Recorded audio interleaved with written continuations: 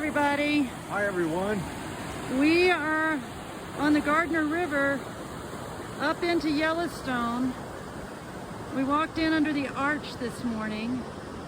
We're along what has long been the north entrance road to Yellowstone National Park and will likely never ever be the north entrance road again. Mother Nature has taught us that this was not a great place to build a road, and so it won't be rebuilt here. Yellowstone is gorgeous as ever. This is what we would see if in our car we happened to look up. But we're noticing so much on this walk that we never did really notice when we were driving up to Mammoth. And if you can see that stream in the Gardner River in the distance, it's a long way below the road, a good 20-some feet, and that gives you a sense of how high the water was. It was up where we're standing right now, taking an entire, probably 200-yard stretch of the highway away, absolutely demolishing it. And you know, Yellowstone has always been a place of upheaval and change, and you'd never, if you spent much time here, think that this is a completely stable ecosystem. And of course, there are no completely stable ecosystems in the world, and humans seem to have it in their heads that stability and the control that would result from stability is what we should all strive for, but we don't think so. Yeah, we're getting at that this road building stuff is kind of iffy. So, happy September. Happy September. We're happy to see you. And we hope you can hear us all right. There we are with the Gardner behind us. And the thing I guess we've been thinking walking up here is that we take the opportunity to talk again about uncertainty. Yeah. And about how uncertainty is really not a thing in the natural world. It's an abstraction in our language, but it's just normal, right? It's a flow of change. Life is a flow of change. It's always flowing, it's always changing, sometimes big changes, sometimes small. But I think the question that full ecology suggests, if we're going to take wisdom from nature, us being nature too, is how can we build lives that are flexible and that are adaptable and that can flow with the flow rather than trying to erect a barrier against it and having our lives metaphorically swept away because of that stubbornness. And when the natural world gets hit by unusual strains, it responds to adapt. And that's what the river did. I think it's encouraging that the Park Service is being flexible, is adapting. There was a time, and probably still is a time, when we'll say we're going to rebuild that and stronger than ever, smoother than ever.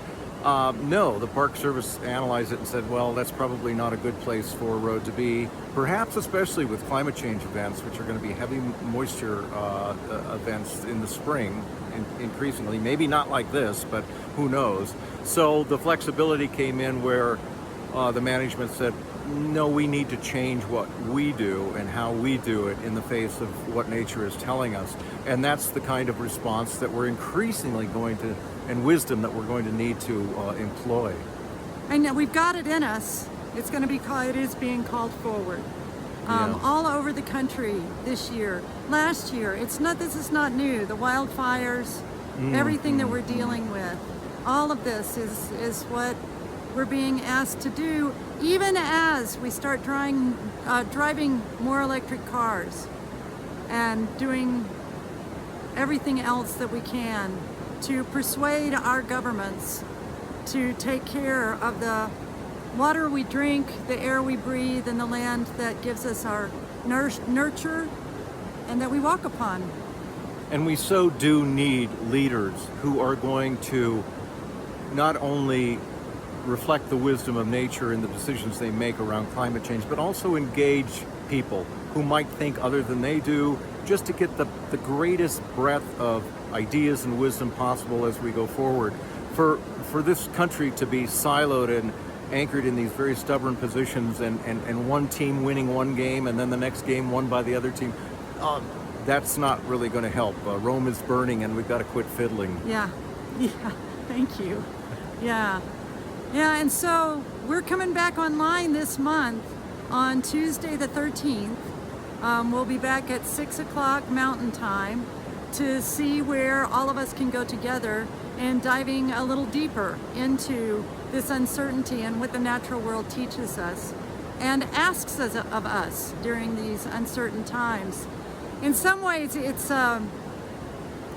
humbling to recognize and admit that from the moment you were born, it's been uncertain. We've just had these myths going that have made it seem like we could and ought to control things. And while we do our best, Gary and I have been taking care coming up this really broken road to make sure that we don't fall over the edge. So that's an example of asserting a bit of control. And yeah, and when you think about it, your learning has always followed new circumstances. You know, that's why you have to learn, is to adapt and adjust to new circumstances evolving around you. And we're going to have no shortage of that kind of opportunity coming up.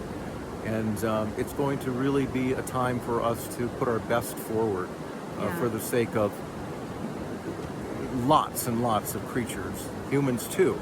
But to start thinking holistically that we're all in this together, because we truly are. yeah. So join us on the 13th, Tuesday night, 13th of September at 6 o'clock Mountain Time. And you can figure it from there. Look forward to seeing you then. Yeah, and if you haven't already, please check out our website at fullecology.com, www.fullecology.com, or write us. Write us at connect@fullecology.com. All That's so right. easy. Yeah. Have a good September. Take And care, we're looking everyone. forward to being in contact with you. Alrighty. Bye for Bye. now. And as we walk out, a little more